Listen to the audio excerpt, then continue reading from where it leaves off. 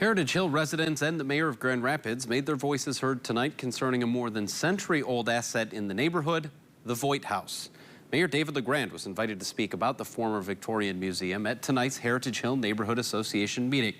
It follows weeks of upheaval surrounding the city-owned and public museum-maintained property and an apparent lack of attention it's received in 2025.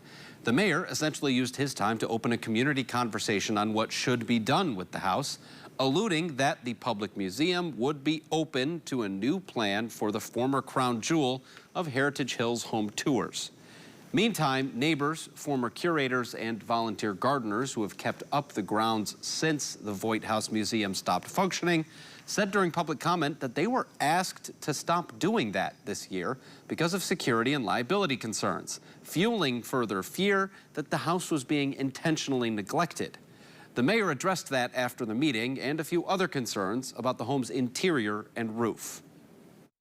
I found out about this afternoon. I don't know if that was a city call. I don't know if it was a museum call. It does seem weird to me because unless something awful happened that I don't know about, we've had 8 years of volunteers doing free work on a city asset. Hard to see why that's bad. There's no emergency here. That's the good news. I mean, the building is not in crisis. It's perfectly stable. Now, two people during public comment at the end of the meeting suggested that the Heritage Hill Association itself enter into some sort of agreement with the Grand Rapids Public Museum to restore those tours while moving their office space into the home.